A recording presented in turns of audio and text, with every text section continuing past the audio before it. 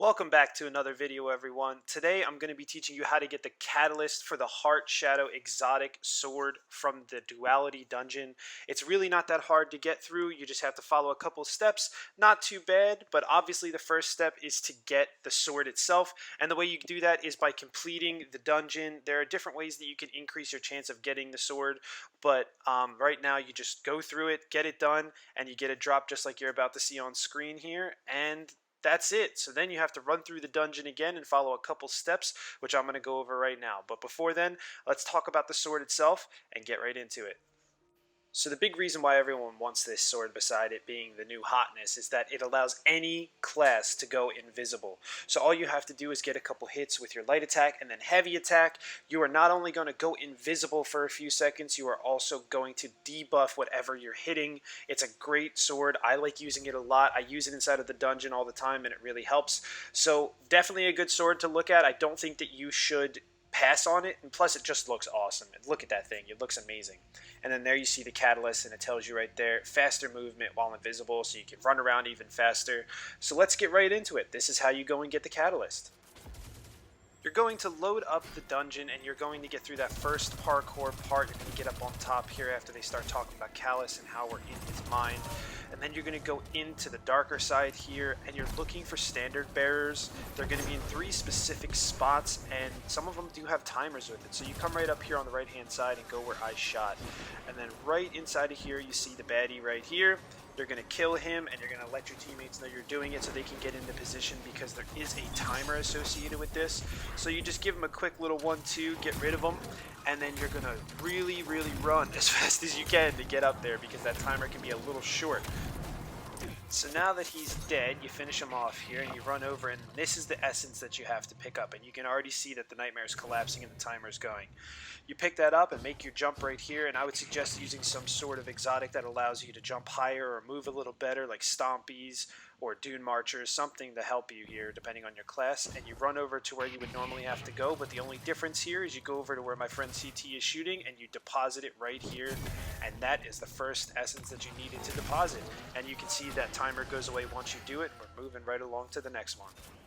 Now moving right along for the second one, you finish the first encounter and move along to the jumping puzzle here in the tombs. This baddie will spawn after you hit the first switch. You can kill him. There's no time frame on this one, so you can kill him and drop it, but go open up all the pathways and then make your way along over to here where you see the essence here. It's pretty much in the middle, and then get your teammates together, start moving along, pick it up, and get moving. As you can see, no timer on this one, so it's a little easier here. Just be careful. You cannot die with this. It will reset and give you an issue. Then you move along, just be careful and follow along as normal. So once you make it through this area to where you see all the statues that need to get rotated, you can move through and collect the secret chest if you feel like we did, and then you come back into the middle and you shoot the bell to go back into the nightmare realm, and you're going to go approximately where the secret chest is, and you are going to deposit it again. Once again, you are not have a time limit on this. You're free to move around as needed, and just deposit that and grab the secret while you're in there too. So now we are on to our last step. You've completed the second encounter, and now you're moving into this room with the big drape over this big thing in the middle. You're going to kill everything as normal and get through this first part pretty fast, and then once you get up top, that's where the real action happens. So just keep running through here as you see us do to get up to the next spot where you shoot the bell. Shoot the bell and go into the Nightmare Realm, and this is where you have to kill the enemy, and you are timed once again because you are inside of the Nightmare Realm. Whenever you're here, it's going to be a time frame.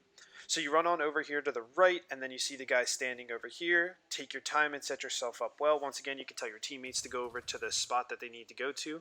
Where CT just shot is where you're going to need to jump to. And I apologize in advance because I wind up dying here, and we'll watch it from CT's eyes here.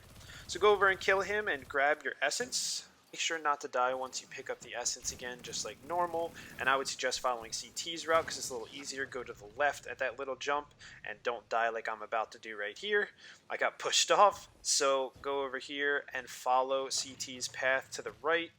You're going to go to the bell. You can wait for your teammates, but in our situation we didn't. CT just shot the bell and went through. Now the timer should be done here and you can take your time. You're almost there. We just have to finish one little thing. You jump on over here without dying. Be very careful of these phalanxes. For some reason, they're always a one-shot kill. You deposit here in this last spot straight across from where you were, and there you go. The chest is going to spawn right next to CT as you see. You pick it up, and you get the catalyst. Now you have the catalyst, and all you need to do is farm the kills to get the actual catalyst to be able to use. I suggest Shirochi or the beginning of the 30th anniversary Dares of Eternity. That's always a good spot. Thank you for joining us, and please feel free to like and subscribe. We are on the road to 100 subscribers. We are almost there. Let's push our way through and get there. Nestor and CT, thank you as well. Thank you for joining us, and I hope this was helpful, guys.